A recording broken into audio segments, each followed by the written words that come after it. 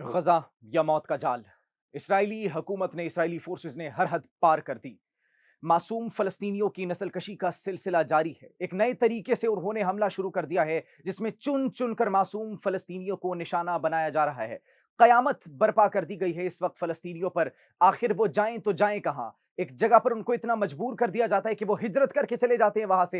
हिजरत करने के बाद वो एक जगह पर ट्रैप कर दिए जाते हैं, और फिर ट्रैप करने के बाद उसी जगह पर हमला कर दिया जाता है। इस तरीके से एथनिक क्लेंसिंग की जा रही है मासूम फलस्तीनियों की, कि नाजरीन आप इसके पीछे जो नापाक अजाइम है दुश्मन के, सेहूनी हुकूमत के, इसराइली हुकूमत के, इसराइली फोर्सेस के, वो आपको बताएंगे तो आपका दिल कांप उठेगा कि आखिर इस सब के बावजूद आलमी अदालतें खामोश क्यों है। ये सब होने के बावजूद इंसानी हकूक की आलमी तंजीमें कहां पर खामोश तमाशाई बैठी हुई हैं। कौन फलस्तीनियों का साथ देगा, कौन गजा की आवाज बनेगा? बड़ी परेशान कुन तफसीलात इस वक्त सामने आई है, सब आपको बताएंगे अपने आज के इस प्रोग्राम में। आप एक न्यूज डिजिटल देख रहे हैं और मुझे जवाद यूसुफ कहते हैं। नाजरीन, आलमी मीडिया की जानिब से गजा को मौत का जाल कहा गया है, डेथ ट्रैप कहा गया है। क्यों? क्योंकि वहां पर कोई महफूज नहीं है। जो एक मरतबा वहां पर चला गया या महसूर है, वो वहां से जिंदा नहीं बचकर निकल सकता। इसकी मिसाल और इसकी एग्जाम्पल इस तरीके से दी जा सकती है। ताजा तरीन वाकया भी हुए जिसको बताते हुए मेरा दिल बहुत भारी हो रहा है, और वो ये कि नाजरीन, फलस्तीनियों पर हमला किया गया, उनके स्कूलों पर हमला किया गया है। उस स्कूल में जिसपे वो लोग बेघर जो हो चुके थे, मासूम फलस्तीनी, वो वहां पर अपने घर वालों के साथ मौजूद थे, अपनी फैमिली के साथ मौजूद थे, अपने बच्चों के साथ मौजूद थे। तो उस स्कूल पर हमला किया गया है, दो स्कूल्स पर, सिर्फ एक नहीं, दो स्कूल्स पर हमला किया गया है, और उस हमले के नतीजे में दर्जनों अफराद की शहादतों की खबर आ रही है। दर्जनों अफराद इस वक्त जख्मी हालत में मौजूद हैं, और फलस्तीनियों के लिए आवाज उठाने वाला इस वक्त कोई नहीं है। नाजरीन, सूरत हाल मजीद कशीदा होती जा रही है। नॉर्दर्न स्ट्रिप में जो गजा की है, उसमें मुसलसल हमले किए जा रहे हैं, मुसलसल हमले किए जा रहे हैं, और हमलों की तादाद दिन ब दिन बढ़ती जा रही है। ताजा तरीन हमले उन्होंने किस तरह किए? इसराइली हुकूमत ने, सहूनी हुकूमत ने, वो इस तरीके से किए हैं कि अब क्वाड कॉप्टर्स का इस्तेमाल किया जा रहा है, अब ड्रोन्स का इस्तेमाल किया जा रहा है, और ड्रोन्स और क्वाड कॉप्टर्स के ऊपर वेपन्स बांधे जाते हैं, और चुन चुन कर बच्चों को, चुन चुन कर फलस्तीनियों को इस पे निशाना बनाया जाता है। उनके अंदर टारगेट होता है, वो टारगेट को लॉक करते हैं, जिसको कंट्रोल कर रही होती है सहूनी हुकूमत, जिसको कंट्रोल कर रही होती है वो सहूनी फोर्सेस, और फिर उस तरीके से उन बच्चों को, उन फलस्तीनियों को निशाना बनाया जाता है। अब इस टेक्नोलॉजी के पीछे आखिर सवाल ये उठता है कि ये टेक्नोलॉजी क्यों यूज की जा रही है सहूनी हुकूमत की जानिब से, इसराइली फोर्सेस की जानिब से?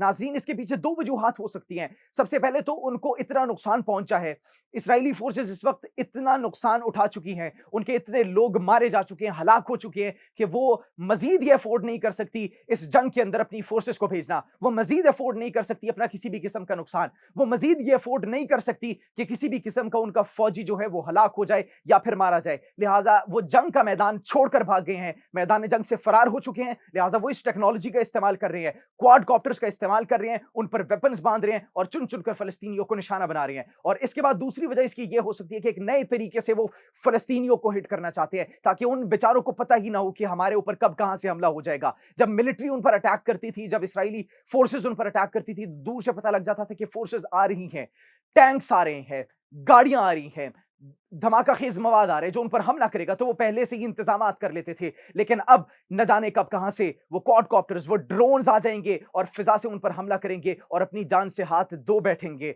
वो शहीद हो जाएंगे। और सिर्फ नॉर्दर्न गजा स्ट्रिप के अंदर ये सब नहीं हो रहा, बल्कि वेस्ट बैंक तक भी ये सूरत हाल पहुंच चुकी है। मुख्तलिफ गांव, मुख्तलिफ कस्बों के ऊपर हमले किए जा रहे हैं, और हमलों की सूरत में उनको तबाह भी किया जा रहा है। ड्रोन्स ऊपर से रिहायशी इलाकों पर फेंके जाते हैं, रिहायशी इमारतों पर फेंके जाते हैं, बिल्डिंग्स जिनके अंदर लोग मौजूद हैं उस पर फेंके जाते हैं। और फिर इस तरीके से, मतलब एक पार्सल जिस तरीके से डिलीवर किया जाता है, आसमान से एक पार्सल आया और वो उन पर गिरा, उनकी छत पर गिरा, और फिर वो ब्लास्ट हो गया, वो बिल्डिंग्स तबाह हो गई, वो रिहायशी इमारत जिसमें लोग मौजूद थे, मुकीम थे, वो सब तबाह हो गए। अब इसके पीछे इसराइल के जो खतरनाक अजाइम है उनको समझने की जरूरत है। उनके पीछे कौन सी ऐसी कुव्वत है या कौन सा ऐसा प्लान मौजूद है? नाज़रीन, सबसे पहले तो वो गजा के अंदर ये जितनी भी नस्ल कशी कर रहे हैं, एथनिक क्लेंसिंग जो कर रहे हैं, इसके पीछे वजह तो एक ही नजर आ रही है। वजह वो ये है कि वो मुकम्मल खात्मा करना चाहते हैं, और जो आबादकारी उन्होंने पहले माजी के अंदर नहीं की थी उस गजा स्ट्रिप के अंदर, तो वो उसको करना चाहते हैं। ऐसा प्लान्स नजर आ रहे हैं कि जिस तरीके से उन्होंने गोलान हाइट्स पर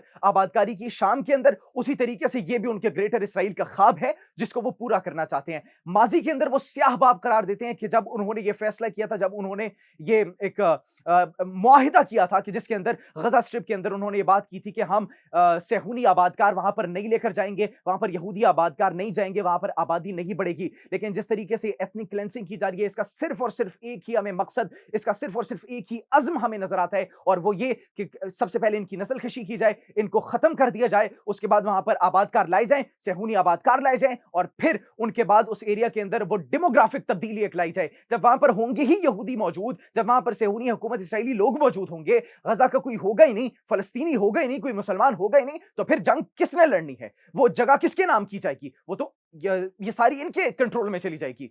تو یہ ایک بہت بڑا پلان ہے گریٹر اسرائیل کا, جو کہ دن بدن جو ہے وہ قریب ترین ہوتا چلا جا رہا ہے, اور وہ اس کو عملی جامہ پہناتے ہوئے چلے جا رہے ہیں. دن بدن وہ حملے کر رہے ہیں, اور مساجد کو بھی شہید کر دیا گیا. ناظرین, کتنے افسوس کی بات ہے, ان کے بنیادی حقوق تو ان سے لیے جا رہے ہیں. بنیادی حقوق کے اندر بیسک نیڈز جو ان کی ہوتی ہے ان کو تو بالکل ان سے چھینا جا رہا ہے. ان کے اوپر قحط سالی برپا ہے. کس طریقے سے ان کا کھانا روکا ہوا ہے, ان کا پانی روکا ہوا, سپلائی لائن کاٹی ہوئی ہے ان کی پانی کی, ان کے گھر برباد کر دیے, گھر توڑ پھوڑ کر دیے. لیکن اس کے ساتھ ساتھ ان کی ریلیجیس پلیسز کو, مطلب مساجد کو بھی شہید کر دیا گیا. اور ناظرین, یہ فورسز نے نہیں کیا, یہ اسرائیلی فورسز نے نہیں کیا, صہیونی حکومت نے نہیں کیا, بلکہ یہ ان سیٹلرز کی جانب سے کیا گیا ہے. تو آپ اندازہ لگائیں کہ کتنے اس وقت وہ پرعزم ہے, اور ان کی فورسز کی کارروائیوں کی وجہ سے وہ کس قدر جوش اور جذبے میں ہے, کس قدر وہ گھمنڈ میں آ چکے ہیں, کس قدر وہ گھٹیا حرکتیں کر رہے ہیں کہ مسجد کو نظر آتش کر دیتے ہیں اور مسجد کو شہید کر دیتے ہیں. ایک بہت بڑا ظلم اس وقت فلسطینی عوام اور فلسطینی لوگ دیکھ رہے ہیں, جس کی کوئی مثال نہیں ملتی. اب ڈاکٹرز وداؤٹ بارڈرز بھی اس کو ایتھنک کلینسنگ قرار دے رہے ہیں. ناظرین, وہ کیوں اس کو ایتھنک کلینسنگ قرار دے رہے ہیں؟ وہ اس وجہ سے اس کو ایتھنک کلینسنگ قرار دے رہے ہیں کہ سب سے پہلے ان کو مجبور کیا جاتا ہے, فلسطینی عوام کو جب اتنا مجبور کر دیا جاتا ہے کہ وہ اپنا گھر بار چھوڑ کر چلے جاتے ہیں, اس کے بعد ان کو ایک جگہ پر ٹریپ کر دیا جاتا ہے. ایک جگہ پر ٹریپ کرنے کے بعد پھر اسی جگہ پر حملہ کر دیا جاتا ہے, سکولز پر حملہ کر دیا جاتا ہے, جہاں پر وہ پناہ گزین موجود ہے, جہاں پر وہ رہائشی موجود ہے, اس انفراسٹرکچر کو تباہ کر دیا جاتا ہے. کس طریقے سے اس وقت فلسطینیوں کی نسل کشی جاری ہے, صفحہ ہستی سے مٹانے کی کوششیں جاری ہیں, اور مسلم امہ اور پوری دنیا اس وقت خاموش ہے. اور انہوں نے پھر بات کی, اگر جنگ فوری طور پر, ناظرین, یہ رک بھی جاتی ہے, یہ وہ ڈاکٹرز بات کر رہے ہیں, اگر جنگ فوری طور پر رک بھی جاتی ہے تو اس کے اتنے اثرات ہوں گے, اس قدر بھیانک اثرات ہوں گے کہ یہ نسلوں تک جاری رہیں گے. جس طریقے سے ان کو بے گھر کیا گیا ہے, جس طریقے سے ان کو ان لیونگ کنڈیشنز پرووائڈ کی گئی ہیں, تو ان کے اثرات صرف اب ختم نہیں ہوں گے, بلکہ آنے والی نسلوں تک یہ زخم ان کے دلوں پر, ان کے دماغوں میں تازہ رہیں گے, اور وہ اس ٹراما کا شکار رہیں گے. اس کے بعد اگر اقوام متحدہ کی بات کی جائے تو اقوام متحدہ بھی فلسطین کے حق میں آواز اٹھا رہی ہے, اور انہوں نے یہ کہا ہے کہ اب تو اسرائیلی حکومت نے ویپنائز کر دیا سپلائی کو, جو کہ فلسطینیوں کے لیے پہنچائی جاتی ہے, اس ایڈ کو, اس امداد کو جو پہنچائی جاتی ہے اقوام متحدہ اور مختلف ممالک کی جانب سے, اس کا بھی ایک انتہائی کم حصہ فلسطینیوں کو دیا جاتا ہے. تو آپ اس بات سے اندازہ لگائیں کہ کس طریقے سے ظلم و بربریت کی انتہا کی جا رہی ہے اس وقت فلسطینیوں پر. اس کے ساتھ اگر بات کی جائے کہ وہ کس طریقے سے یہ کر رہے ہیں, سب سے پہلے تو اگر کوئی ایڈ آتی ہے تو اس پر حملہ کر دیا جاتا ہے. یہی اسرائیلی سیٹلرز جو موجود ہیں, آبادکار جو موجود ہیں, وہ اس پر حملہ کر دیتے ہیں اور چھین لیتے ہیں, جس کی وجہ سے بہت تھوڑا حصہ فلسطینیوں تک پہنچ پاتا ہے. اس کے بعد دوسرا کیا طریقہ اپنایا جاتا ہے؟ حملہ کر دیا جاتا ہے, بمبارڈمنٹ کر دی جاتی ہے ایڈ پر, فضائی حملے کر دیے جاتے ہیں, ڈرون سے حملے کر دیے جاتے ہیں, میزائل سے حملے کر دیے جاتے ہیں, صہیونی حکومت فورسز ان پر حملہ کر دیتی ہے. تو اس طریقے سے ان کو روکا جا رہا ہے.